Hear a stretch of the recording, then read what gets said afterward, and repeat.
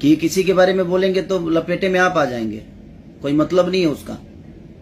हम इतने दिन से चुप हैं तो हमको चुप रहने दें। हमारे बारे में आपकी तारीफ करें, हमको कोई इतराज नहीं है, लेकिन हमें नीचा दिला के खा गए, उठा के फेंक दिए। कहाँ फेंक दिए हैं?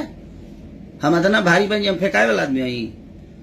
हमारा ऊपर करोड़ों के आशीर्वाद बा, इतना जल्दी उठब हम केहू से उठा के फेंक देव केहू हैं? तू लोग हमारे के वास्ते काहे नहीं कर देत, काहे खोदता रह? हम खोद देव तो आदमी बन जीव लो। अच्छी बात है, हम खुश हैं इस बात से। एक आदमी चुनाव लड़ रहा है और मैं भी सम्मान कर रहा हूं।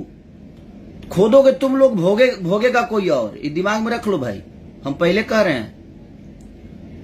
आज पार्टी ने उस आदमी को इतना सम्मान दिया, हेलीकॉप्टर दिया, पार्टी फूल बरसवा रही है। वो आदमी अपना, हम भी चाह रहे हैं कि हाँ एक हमारा कोई बड़ा भाई बड़े लेवल पे जाए। हम भी कोशिश कर रहे हैं कि हाँ सब लोग अपने आप को बड़ा करें और समाज का सेवा करें। अब भोजपुरी के आदमी हो के भोजपुरी के, अब हमारा मौसी के लड़का तक यूट्यूबर नहीं है, हमारा फुआ के लड़का के यूट्यूबर नहीं है, हमारा फुआ के लड़का के हमारा मैनेजर नहीं है, हमारा चाचा के लड़का के ऐसे नहीं है जो हम आके केहू के बारे में उल्टा सीधा बोल दे। तो ये सब मत कर लो यार, आप अपनी तारीफ करिए, लेकिन अब जहां तक लगा लो चोर बताई चोरी गिना दी, बेमतलब के बात मत कर लो। ना बोलला के मतलब ही ना भाई तू लोग कुछ बोलबो और हम शांत रह। अभी तक ले शांत रहनी है, लेकिन सर से ऊपर जाता रहो तू लोग, तो तनी औकात में रह लो अपना तू लोग, ठीक बा? तार लोग के सम्मान पावे के बाद तू लोग भाई परिवार के लोग होगा, सम्मान पावो। हमारे यूट्यूबर जो हमारे बारे में बोलते हैं ना, वो किसी को गाली नहीं देते हैं, समीक्षा करते हैं, हाँ, और आदर के साथ बोलते हैं, क्योंकि उनके अंदर संस्कार है। तो संस्कारहीन मत बन लो, बोले के बा बोलो, हम तरह के माना नहीं करत, अपन घर चलाओ। लेकिन हमारे के गरिया के और एगो बात बताओ तनी तरलो से कह देता नी, जौन फुआ के केहू के फुआ मौसी के लड़का जौन तू लोग बाढ़ 4-5 जना, तरलो के एगो बात बता देता नी कि तरह जौन करे के बा तू लोग कर, जितना बड़ा बनावे के बा बनावो। लेकिन हमार नाम में आइल ना तो उ ठीक नहीं खेलागत, वो ठीक नहीं खेलागत। समझ जा लो कि अभी हम कोनो एक्शन नहीं लेत, काहे खाती कि भाई चल ठीक बा, हम आपके बारे में गलत और हम आप नहीं चाहते हैं कि आप डिस्टर्ब हो। बोलो तू लो डिस्टर्ब के हुआ और हो जाए, तू लो जाना तरह हमारे खोदा लो मत बाब, हम कहा देता नहीं हमारा के खोदवा लो, खुदा के हुआ और जाई। जितना बड़ा बनावे के बा भगवान बना दलो, कोनो दिक्कत नहीं है। हमरा का दिक्कत बा? जिंदगी में हमारा कोनो दिक्कत भइल बा? हम अकेला आइल बनी दुनिया में, हम का के आइल बनी सभे जानता।